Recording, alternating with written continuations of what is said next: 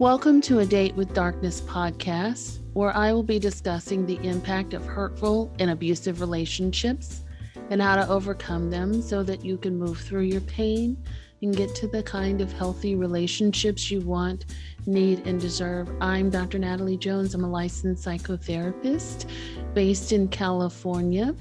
While I hope that you find this podcast educational and informational, please note it should not be substituted for treatment with a licensed mental health professional. Also, due to the nature of the podcast, some of the information presented on the show can be sensitive to some of my listeners, so please note that listener discretion is advised.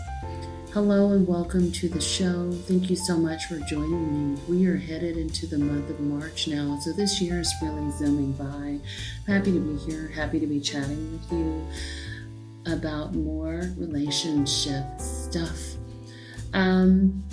So I have a great guest on the show today, and I brought this guest on.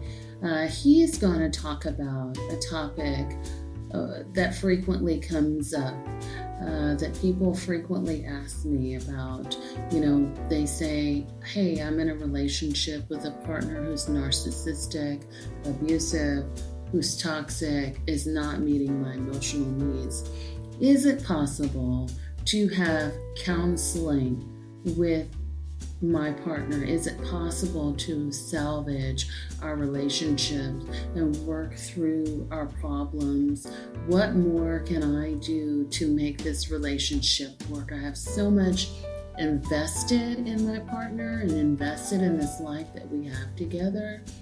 I don't want to go no contact. I don't want to, end the relationship. I want to try to salvage it any way that I can because I'm connected to this person. I love this person, or I've built a family with this person. Not an uncommon question to ask. I get it quite a bit. And so my guest today is going to be talking a lot about that and about his work of working with couples in which one of the partners has narcissistic traits.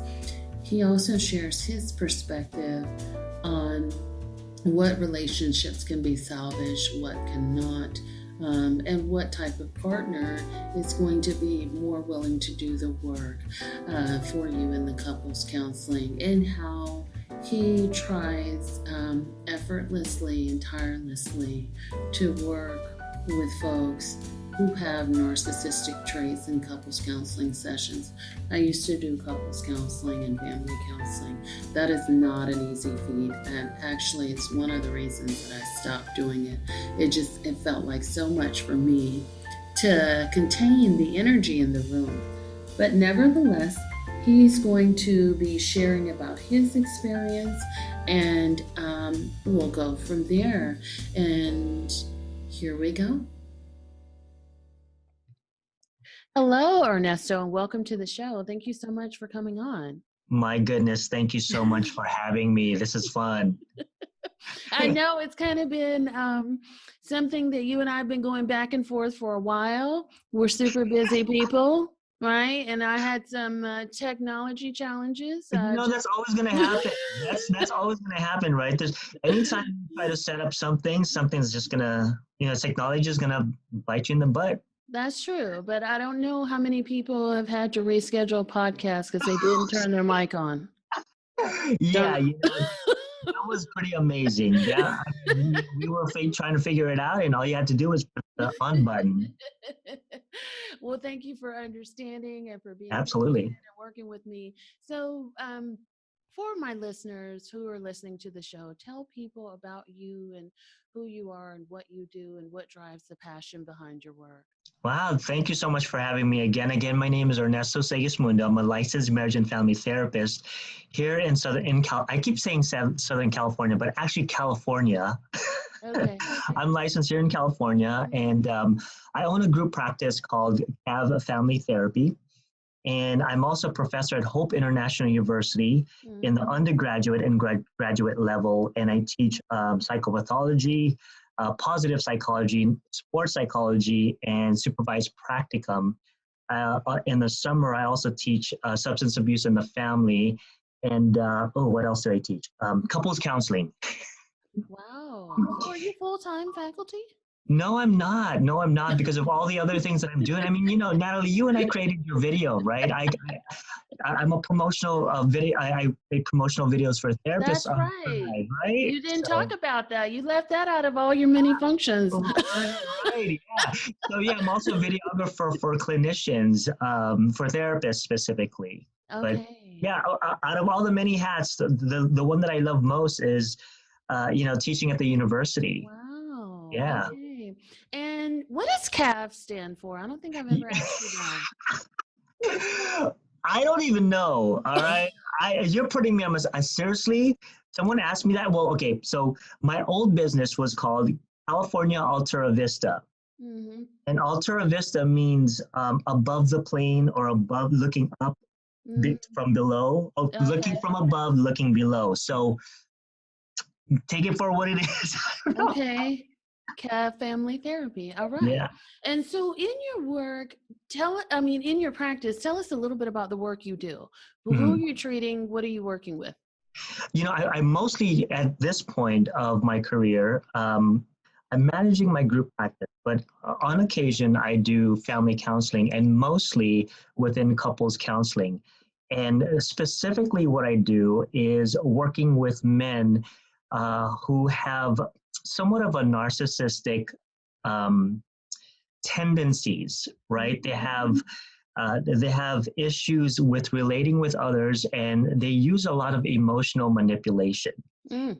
And so the way that I approach that in the couples session, and it's really difficult, you know how to work, how to work with Absolutely. men like this, right? But in general, I work with a toxic relationship, not just with the individual, just in a whole, what the toxic relationship looks like. So if you ask me who my clients are, it's actually the relationship, not anyone in particular. So within the realm of what I do, which is positive psychology, I look at the relationship from those lens. And positive psychology looks at relationships from the optimal perspective, meaning how does one become the greatest versions of themselves. And in toxic relationship, can I call you Dr. Jones? You can call me Dr. Jones, There you Dr. go. Natalie. You can call me beautiful, whatever. I like that last one. I like that last. Woo! I love that. I love that. So, Dr. Jones, yeah, within the context of relationships, Yeah, you know for a fact that toxic relationships do not create optimal relationships, absolutely. right? When I mean optimal is the relationship that is full of acceptance of differences, no emotional manipulation, but asking for what you want in a very congruent way. So, for instance, if someone wants love, they don't scream and yell for that love. They ask for it in a way that the other person can receive that. Okay. Right. And so within a toxic relationship, unfortunately, they scream, they yell, they hit, they do emotional manipulation.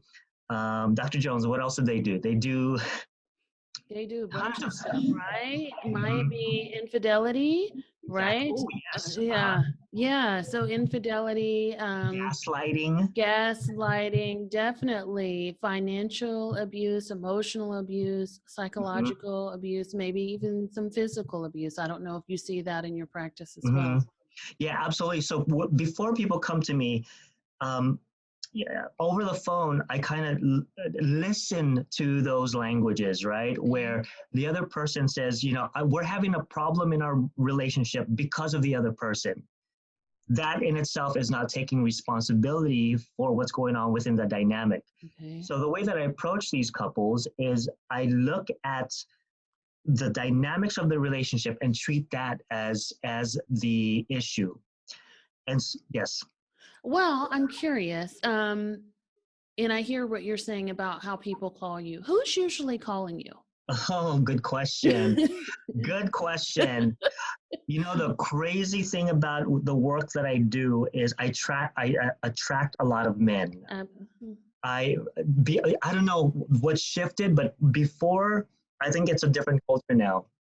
A lot of women back then used to call me and say, hey, I've got an issue with my husband, or my boyfriend? Can we come in for counseling? But now it's the men. I think there's I love that you're asking this question because I think there's a shift, right? There's a shift going on. And plus, a lot of men clinicians are stepping out now. Good. And saying we're here and we are addressing a part of our manlyhood that has been toxic all this time. Right? So there's a handful of us. There's a lot of us men now that are moving into that space. Great. And so when these men or whomever is calling you, what are they saying is the problem with their partner? Mm-hmm. What are their chief complaints? One of them is the attachment being lost. So they're not necessarily coming in for depression. They're not necessarily coming for anxiety, but they're coming because their significant other is about to lose them, or something that they've done or something that they're doing. And so they are on relationship damage control, right? And so as we come in, right, it's one of those, don't talk to me about my emotions. Leave me alone about my emotions, right? But they're coming in more of like, holy crap, the person that I love so much is leaving me. Yes.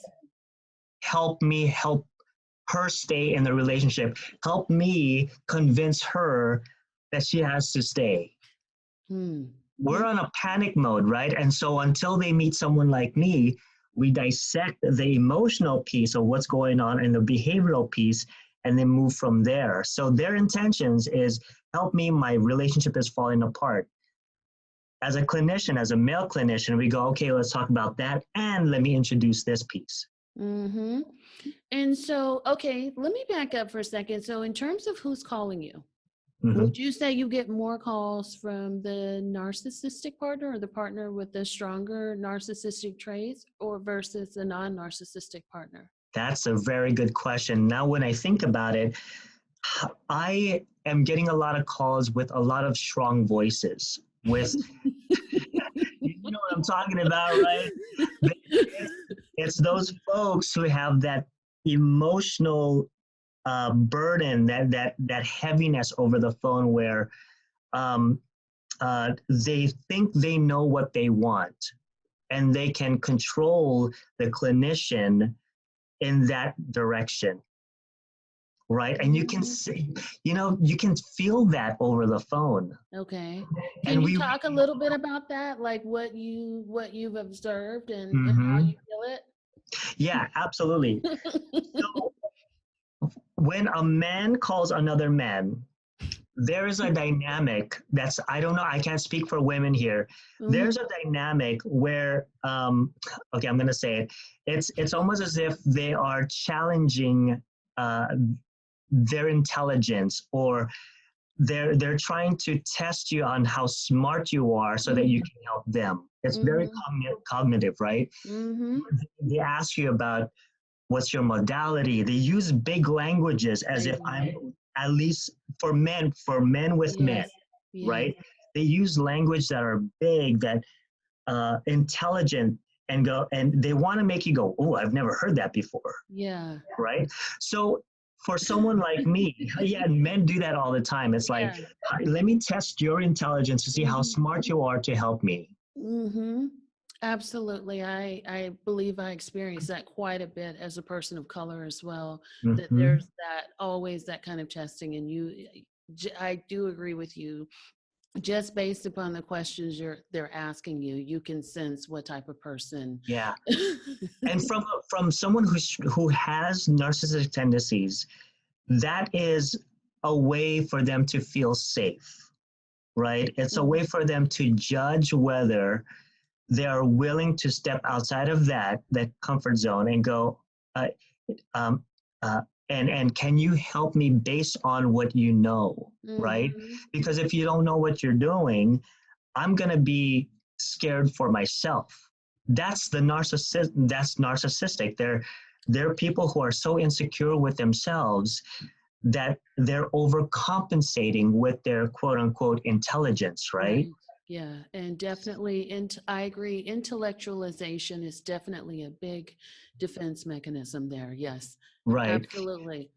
right. Ha- And working within that realm, when you get them in the office, um, one partner is talking about the emotional aspect, the Yeah, other person is talking so intelligently, intellectualized, you know, and yeah. there's no connection in between.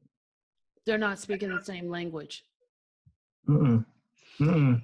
So then walk me through that. If you have someone who's intellectualizing and also saying, my partner is a problem. I'd want to fix this so that we can get back on track, fix this problem, and move on. Walk me through what you're doing in terms of positive psychology. Awesome. So when I look at a couple, one of the things that is going on in the room is the dynamics of working with the one with the heavy personality, Mm, right? And I want to merge myself with them. I want to make sure that I'm an ally with them, that I'm not in contention with them. Because once someone who has narcissistic tendencies or borderline personality disorder, whatever, yeah, once they detect that you are not with them, it's going to be contentious all the way through, right? absolutely. You kind of have to align yourself with the strongest personality so that your personality and their personality, you can shift their personality to have that conversation, Okay. right? So let me give an example of what this looks like. So let's say you have a domineering narcissistic in the room in front of me and he's talking up a storm on intellect, right? For Mm-hmm. me as a clinician, I want to give him that space to do that, Mm-hmm. right? And to win him over and go, wow, you are intelligent. I'm doing this from a genuine perspective Okay. because let's face it, narcissists are freaking intelligent people. Yeah. They really are. They know what they want. So I'm giving them that positive feedback and introducing the question of, all right, so you have that in your mind right now. Have you thought about this? And if so, how can we work towards your ideas of how to save this relationship? So put it back on them and see if it's going to work.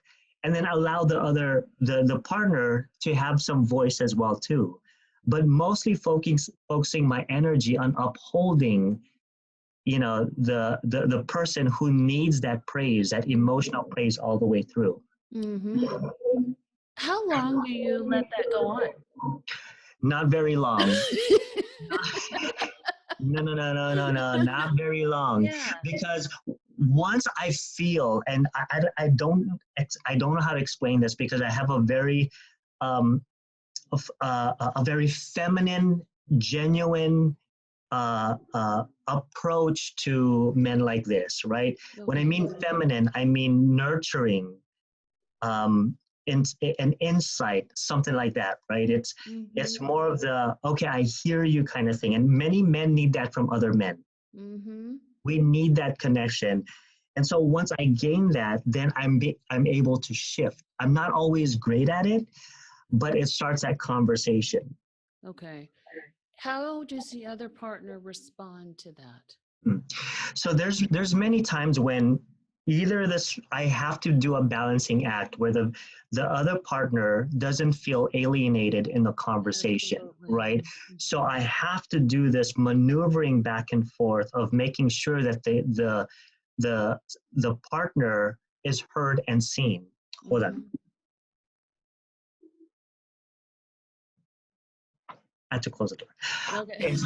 It is heard and seen. Mm-hmm. And so from that perspective, what I want to do for these couples Okay. is to make sure that you have to picture I picture a boat in rocky water, right? And it's going back and forth, and I'm in the middle, making sure that each one is taken care of and heard. The Mm-hmm. main thing is the one who's listening must hear different aspects of what the person is saying. So I'm becoming a soundboard. So basically, if a narcissist says, "Well, I want her to be more attentive to me when I come home," and then the spouse is, or the partner is all day working with the kids, right? She's tired and all of those things. So I have to reinterpret what he's saying to her. I would say, so it sounds like, and I would even turn to the partner and say, I want you to listen to this interpretation. So I would turn back to the guy and I would say, so it sounds like you want to connect with her. Is that what I'm sensing? Mm-hmm. So it's one of those rephrasing of the words, right? A narcissist would say, I want her to pay attention to me. That's a conversation of control, mm-hmm. right? So the way that I turn around that language is I would say, so it sounds to me as if you want to connect with her. Now that phrase sounds like a deep longing for connection. Mm-hmm.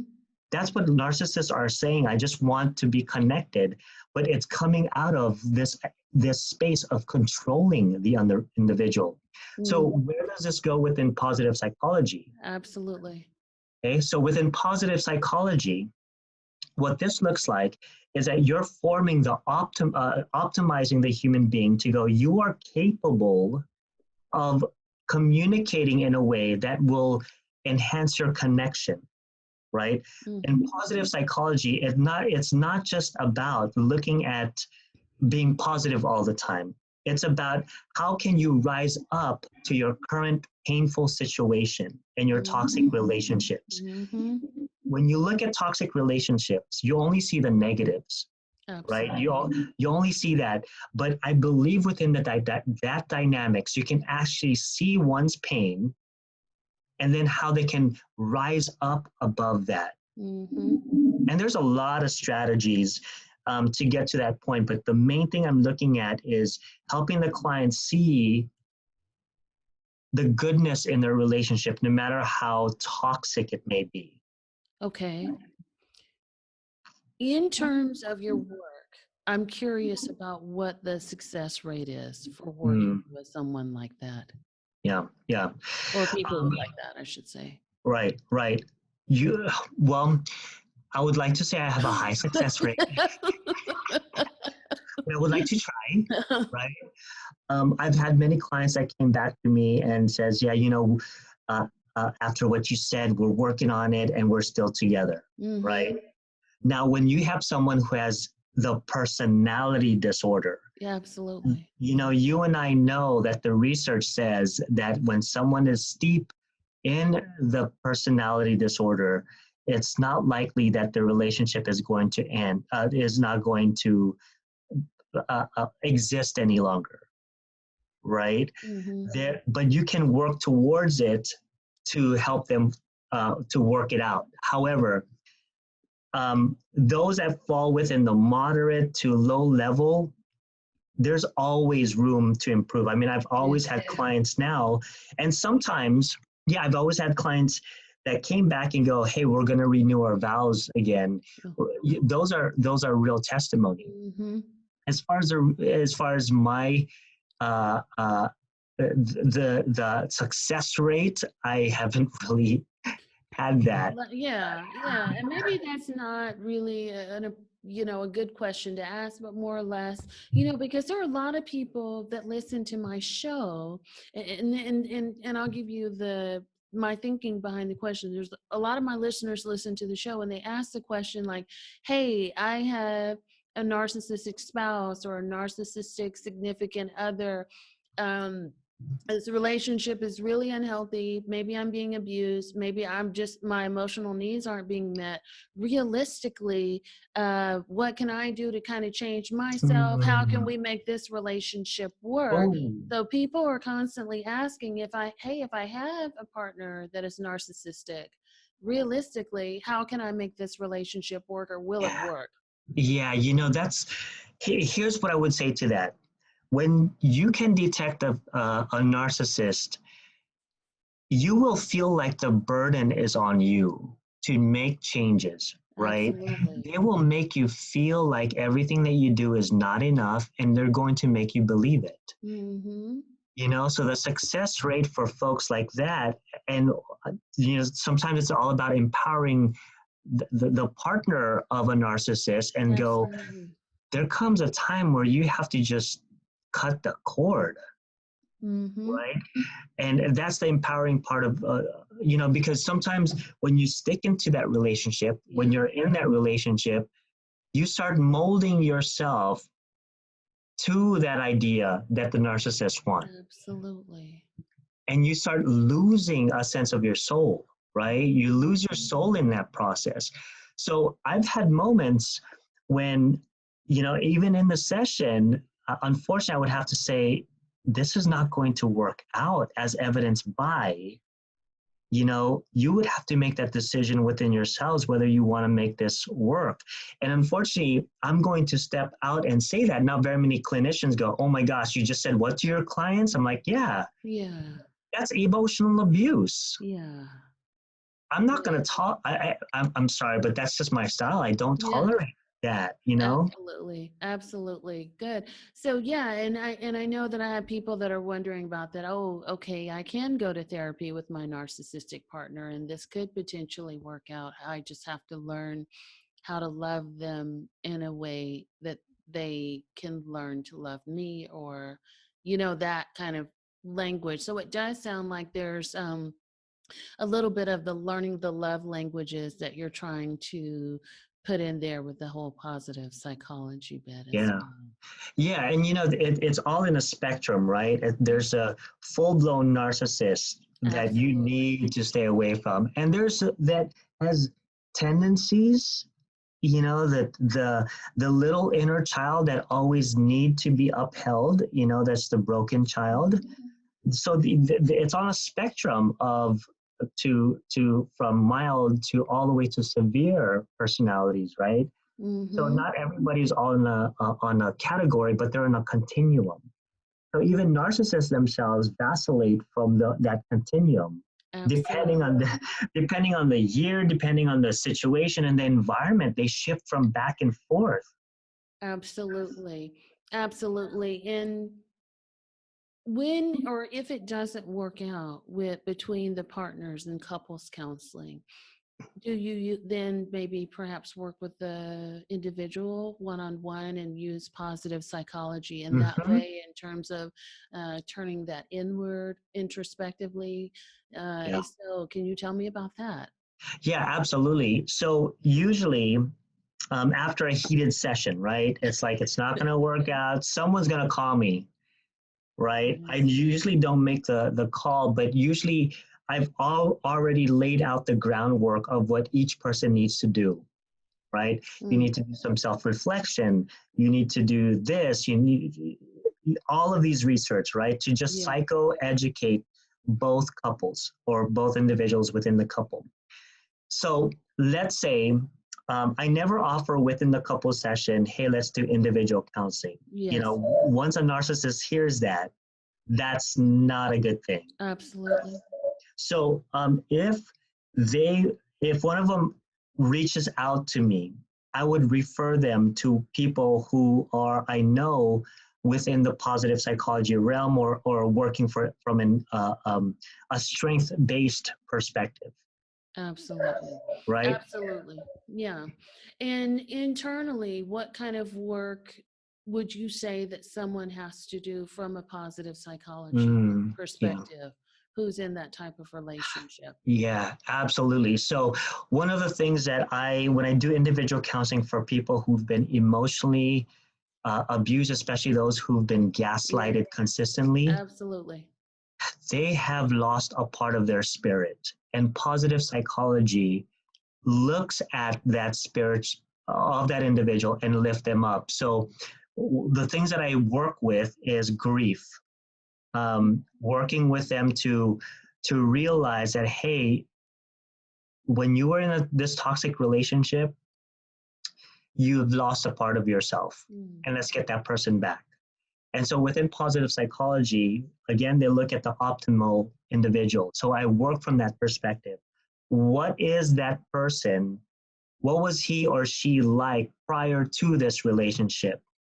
And then bring and introduce that person back. You just say, well, I'm really happy. I used to be happy. I used to be this. I used to be that. Okay, great. Let's get to that place. Let's reform the neurons in your brain to get you back into thinking positively about yourself, to think positively about your body, to look at and love yourself in a way that you used to prior to. Absolutely. Okay. And what about the other person, perhaps the narcissistic partner? Would you, in terms of using positive psychology, would you say that you could use it with the personality? Oh my gosh. I love working individually with those who have narcissistic Mm-hmm. tendencies. It is the best work for me, Mm-hmm. because they're not proving themselves to anyone. So I use positive psychology and a lot of attachment theory involved with it. So I do a lot of um, uh, uh, reflecting on the parts of themselves that are good, right? Oh, so you're very intelligent. That's great. Oh, you experience emotion in this way. Just Mm-hmm. hone in on that, right? Give them some positive feedback. And then once they win my once I have their connection and their loyalty and their genuine loyalty, then I can kind of point out that, well, when you say this and this part of you, I do some loving, gentle confrontation. Mm-hmm.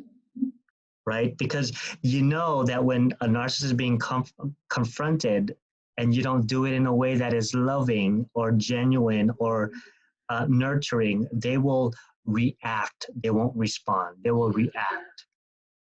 So can you give an example of how you do loving confrontation? Mm-hmm.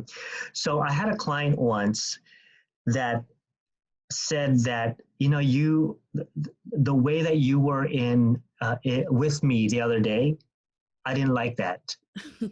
I didn't like that because you know why? Mm-hmm.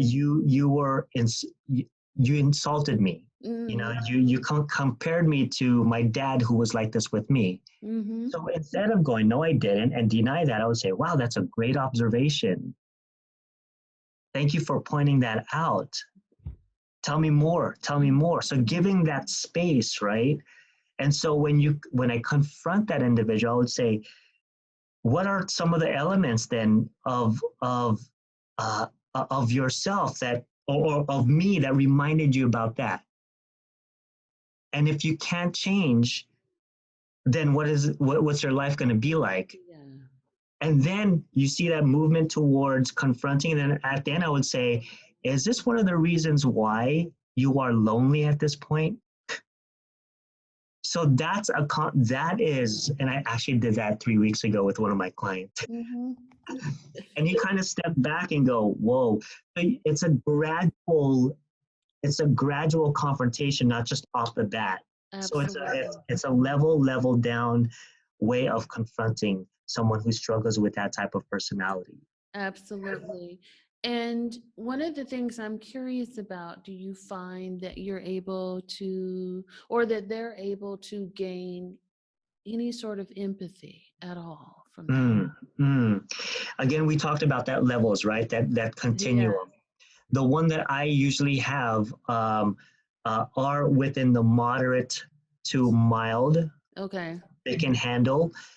Normally, people who are in the very severe, high-level personality disorder of narcissism will not last in session, right? Exactly. They won't last. Exactly. And so they're left on their own to be the smartest person in their head, right? And so they're there. But the moderate levels to mild levels are the ones that do a lot of the work and they stay longer. Mm-hmm. Absolutely. And I certainly would agree with you. And I'm also curious in terms of their relationship. Do you find that the same is also true, that they're actually able to stay and do the work within their relationship? That's a very, very good one. At this point, when a lot of these folks, mostly men, do counseling with me, many of their relationships are already severed or deteriorating. And so working towards trying to help them get in touch of their emotions, of putting words into their emotions, is the trick here. Absolutely. And so because I'm naturally a very emotional individual therapist, Mm-hmm. I naturally give that off to people, right? So some of the things that I would say to my clients is, I'm feeling kind of sad when you said that, or I feel scared when you said those things. Just basic words like that, emotional words, is huge to these people. And they need to they need to hear that. So once they understand that I'm reflecting back that emotion, and positive psychology does that as well too, where they try to connect the intellect, the emotion, and the spirit of the individual all in one, right? So we try to look at our clients from a holistic perspective. And so in my conversation is to balance the cognition with the emotion. And so a lot of that has to do with reflection. And unfortunately, I'm putting myself at risk by letting my clients, know about how I feel, the emotional reaction I'm having in the room. Because, if there's the high level of narcissist, they will use that crap against you. Absolutely. Absolutely. But I'm getting the sense from you that it works for you with men. And I'm curious from your perspective in working with men versus women, who do you feel like is more receptive to it, or who do you feel like you might have more difficulty with? I got to be honest.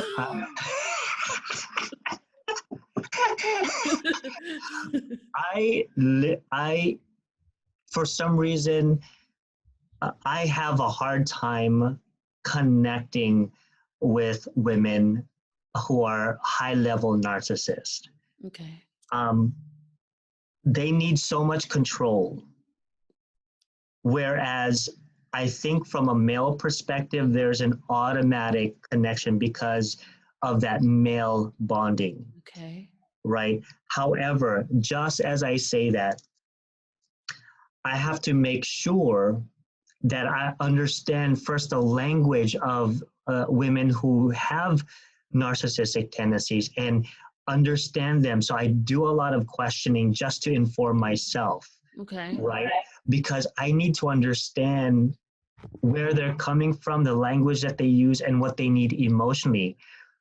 From a male perspective, narcissism is expressed through a lot of cognition, a lot of intellect, a lot of heady stuff, very cerebral, right? They think about stuff.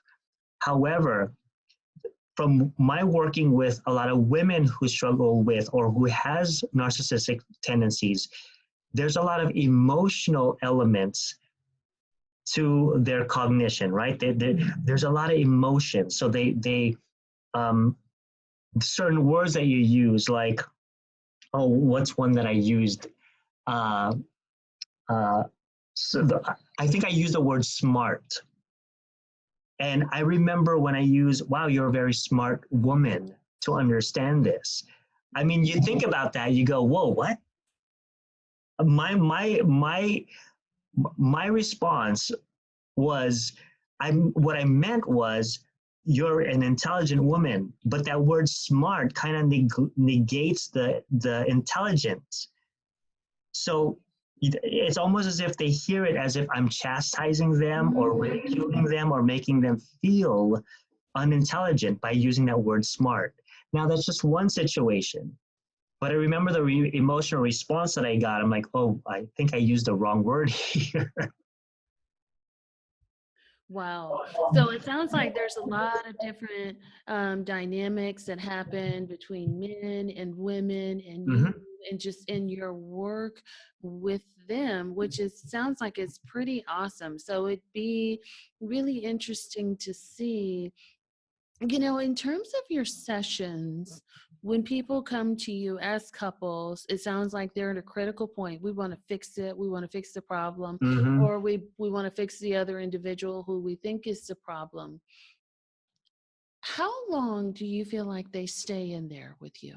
like Mm, in terms mm. of sessions, or what do you think that realistically these couples are able to accomplish? What do most couples accomplish? And again, I understand that it depends on this, the severity of the spectrum. But if we're Yeah. looking at your mild to moderate range uh, couple with a mild to moderate range narcissistic partner, how long are they staying in the trenches with you? Oh, yeah.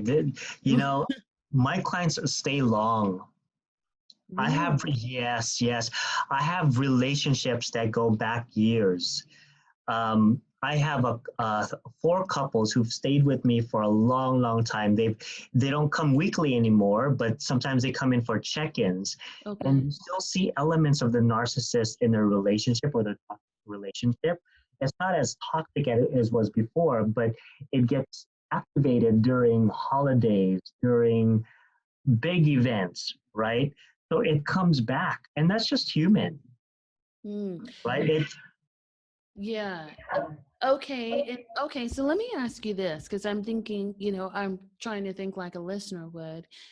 What are some characteristics of, or maybe what are some of the dynamics that would take place with a couple that has a partner that's in a mild to moderate range versus someone versus a couple that has a partner above the moderate range? Does that mhm. make sense? Yeah, absolutely. So let's say above the moderate range, the conversation would be like this. I don't have a problem. Mm-hmm. Therapist, I need you to change the problem, which is the person sitting next to me. Mm, Don't you dare talk to me about my problem, because if you do dare talk to me about my problem in this relationship, I'm going to walk out. mm. That's the above the moderate, right? That's how, like, basically that's how you feel the session. Absolutely. And the more that you turn towards, hey, what is your part in this? And be like, no, no, no, you're not going to go there. Focus Mm-hmm. on this individual to change Mm-hmm. this individual so that I can feel good about myself. Absolutely. Okay. So within the moderate and mild level is they do that in a less harsher tone, but when you confront them and go, hey, what's your part in this? They have some resistance, but they're not going to fight you on it, at Okay. least from my perspective. So what it looks like is fix this individual, fix this individual. And me as a therapist would say, okay, you know, what is it that needs fixing? Can you help me understand what you need? What is your part? And so that's when they start talking a little bit more about their part slowly, and I move them towards taking responsibility for what they need to take responsibility for. So you've got the really harsh, I don't talk about me, but within the moderate and mild, they step in and out of trying to look at their responsibility in creating this dynamic. Mm-hmm. Mm-hmm. Okay. And so do you give them homework or things that they can do outside of the session? And how does that work? It depends on where we fall on the level, Yeah. because I'm an experiential therapist as well as a lot of the work happens in the room, and hopefully they can carry that out there. The only work that I subscribe to them is a lot of communication, right? A lot of communication, using the exact words that you mean to use.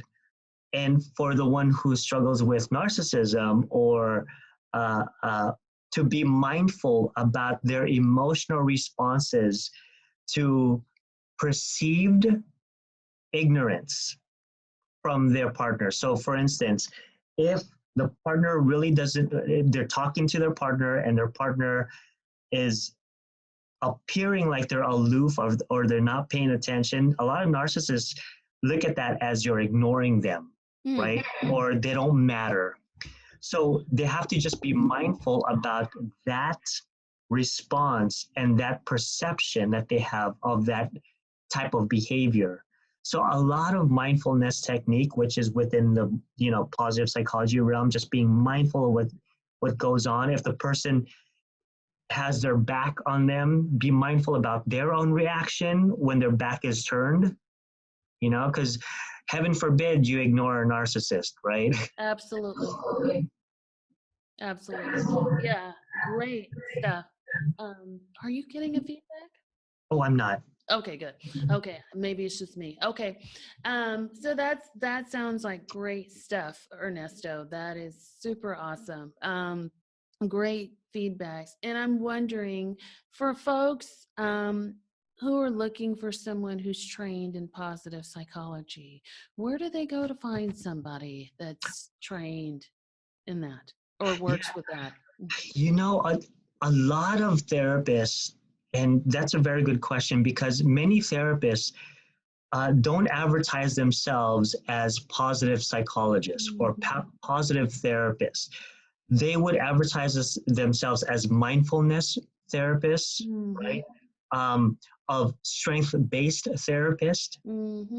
So those are the key words you need to look for instead of positive psychology, because positive psychology actually falls within the self-help realm, right? But if you can find a therapist who is more focused on the possibility instead of, or focusing more on the strengths of the relationship instead of what is wrong, that's a positive therapist. That's a positive psychologist. Okay. And let me ask you this, as when someone has achieved the optimal status in the relationship, they've incorporated the positive psychology, the stuff that you've taught them. What's their relationship going to look like? What's their communication style going to look like? Yeah. Number one is that they look at conflicts as an opportunity to grow. They don't look at conflict as the end all, right? So that's the number one indication that a couple is moving towards a positive psychology relationship, is that when they look at hardships and conflicts, they look at that as an opportunity to grow an intimate relationship together. That's one. Two is that when they are experiencing and extending forgiveness towards each other, they're seeing the person as a human being and go, you know what? I'm going to give grace. I'm going to forgive quick and not hold resentment in. So that's two, forgiveness. The third is when you notice that what was once a painful word or a comment they don't get triggered or activated with that as much as they used to, right? And the fourth, I think, is that when each couple are quick to apologize when they genuinely did something wrong. Not just to apologize to appease the monster, but to apologize, right? To apologize genuinely in humility. Oh, that sounds awesome. That sounds awesome. And it sounds like you work really hard with your couples in order to get them to that point. And they definitely have to put in a lot of work to get to that point. So it sounds like it's a great place to get to. Absolutely. Okay. And yeah, so hopefully more, since you're not doing it anymore, but most of your couples hopefully get to that point, whether it's individually or together, right? Yeah. So for the folks who are intrigued by this out there listening to you, are there some books or websites for people that you recommend? Yes, there's a lot of books I have. Unfortunately, I don't have this with me, but any books by Martin Seligman, he's got tons of books on positive psychology. Mihai Csikszentmihalyi is one who talks about the flow and the art of a human being, and how if you're creative in your relationships, it actually creates more of the intimacy and you're in the flow, right? So there's just tons of books. I mean, I can definitely send some to you. Yeah, definitely. I know that the Gottmans as well too. The Gottmans use a lot of the strength-based models of positive psychology. They're great. They have the turning towards each other, the relationship piece. Those are things that are within the positive psychology world. Do you use Gottman also? I do. I'm not fully certified and trained with it, but the elements of it is definitely what I ascribe to. Absolutely, and a lot of people here in the Bay Area love using Gottman work. So yeah, it's very highly sought after here. Um, so how can people find you if they want to connect with you? Yeah, absolutely. So you can just go to my website, cavfamilytherapy.com. I've got employees who are therapists in there.